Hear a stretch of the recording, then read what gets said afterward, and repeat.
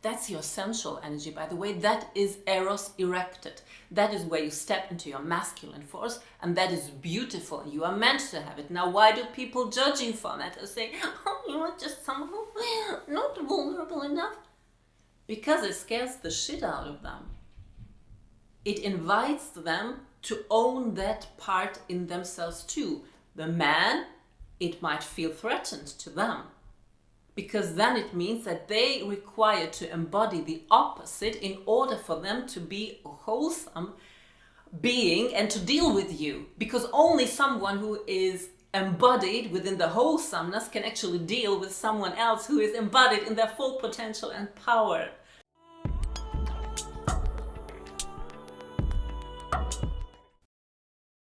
Welcome to Magdalene Media. My name is Sandra. Vulnerability is definitely overrated. Why? Because simply hearing this expression, like you have to be more vulnerable if you want to move others, if you want to have an impact with your story, if you want to have an impact, you as a storyteller, yes, you have to drop into the space of vulnerability so that the other people can actually connect to you. That's very interesting, because this, we all come with, with the shields, yes, around us that we have formed because of a trauma. Now, if you hear constantly, you have to be more vulnerable, what is this doing for you? Is it opening up yourself, so in order that you drop into the space of vulnerability where you are sharing heart and soul and intimacy with one another? Or is it actually opening the road to more fakeness? Because, oh yes, I have to be vulnerable, yes, it's another have to that is being imposed upon you, on all the other shit, on all the other conditioning. So what do you think? Is this helpful to you? Just drop into your vulnerability or not? The thing is, as within everything, like as within, so without, or this beautiful analogy of the tree, yes, if a tree wants to have their crown, if a tree that is very high, whose crown is like reaching the heavens, which symbolically means if you want to, basically like be like dance with the angels, yes, you got to be rooted so deeply within your body as the tree is with its roots into the soil. So you, in order to stay tall, you require to be like stretched between heaven and earth. You require the depth of your roots, meaning also enabling the eyes to see in darkness where the roots are, to have their also sensatorily senses that can perceive, as well as in your heightened, okay, now it's very esoteric and spiritual, but that's the essence of everything, basically, as you know when you follow my teachings. There is nothing else than spirit. So we require both. Now, in regarding to vulnerability, what does this mean? Well, what is the opposite of vulnerability? Is it a shield? Is it a rigidity? Is it like closeness? If I'm not vulnerable, if I'm not allowing myself to be penetrated, yes? If I'm not opening up to that vulnerability, if I'm not in this space of receiving, can I then be, what did I want to say? Can I then be, I want to say only if I'm in that space of vulnerability, of true vulnerability. This means that I can also be in this space of rigidity. So the invitation is always to be in both ends. Why? In order to find your balance. So what I want to say is, you require this rigidity, however you have been called, yes? Or sometimes this, that there is a distance around you, or that you are just too, whatever, rigid, blocked, yeah? This is just the other side of complete vulnerability.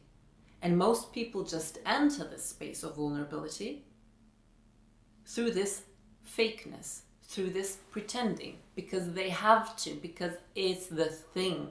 If you want to be a great actor, you gotta be vulnerable, whatever the fuck that means. I never understood what that means. What does this mean, vulnerable? What does this mean? That you let someone in? That you can't be in your masculine? That you always have to be in your feminine energy? Think about that. You require both sides. You can't be, I mean, it depends also on your purpose, yes?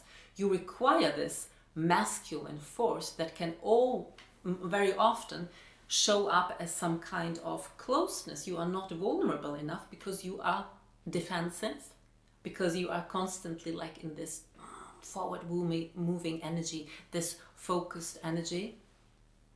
Again, only if you can be in that space of complete rigidity, you will also be capable to drop into this uttermost space of vulnerability. Anything else is going to be a fakeness again, a have to. What does it seem if that when I'm a great actress that I can cry? Is that when I can show that I'm vulnerable? Excuse me? Can you show that you are really angry? Why is that a sign of deep vulnerability? You as a woman, as a man, it might be so much simpler for you as an actor to connect to this. It's always a forward moving energy, yes? It's already a striving force, because that's just the boss. That's just so cool. That's just the macho bro. That's masculine energy, yes? What if a woman does that? Then we are not vulnerable enough? Only, again, if we can drop and own, which is again an archetype that I teach about, it's one of the 3 Magdalene archetypes, only if you actually claim and take this archetype to heart and to body.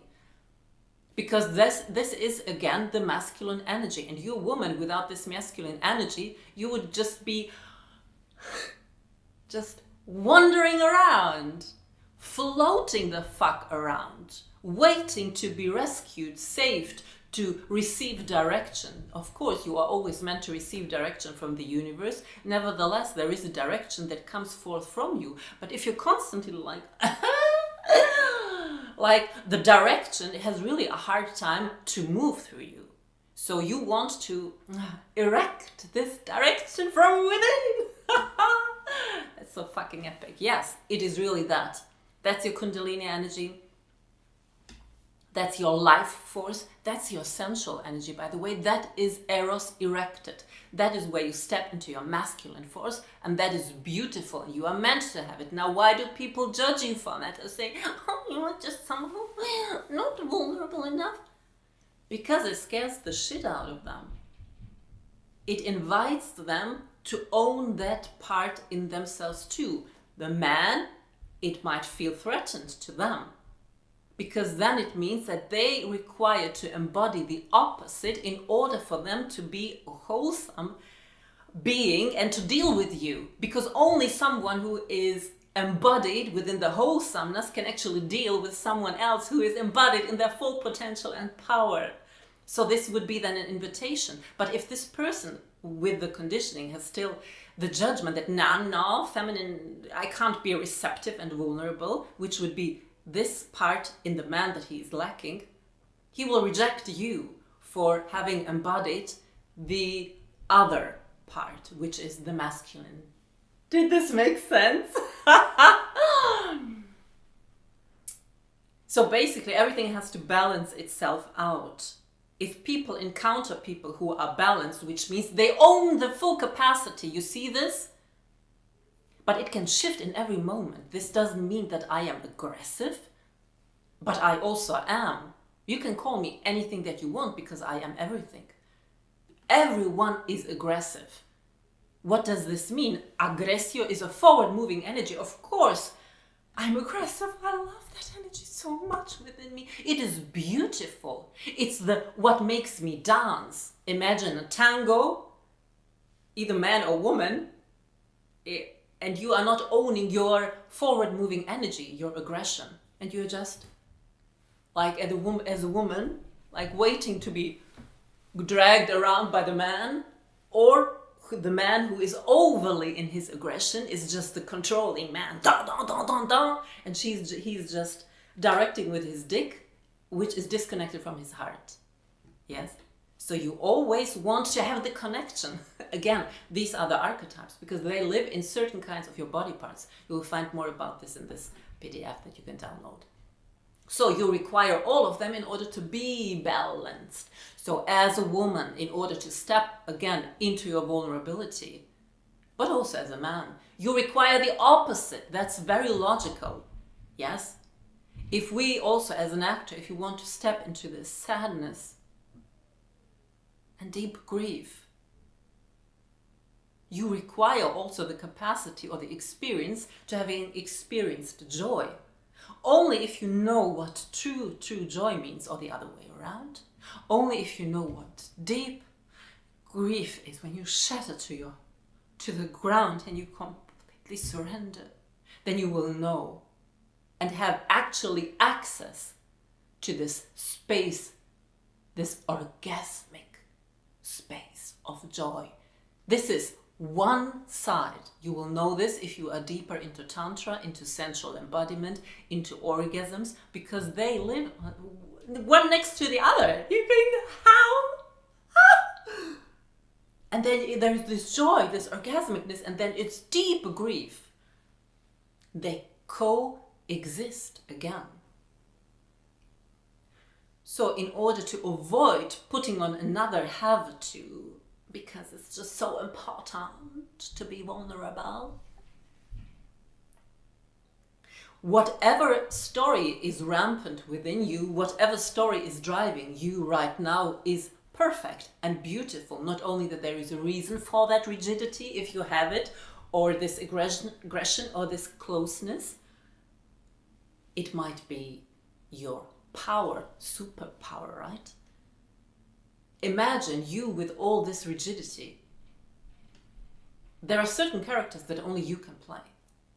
No one else will be capable to embody them in the way that you are, which is always like the case.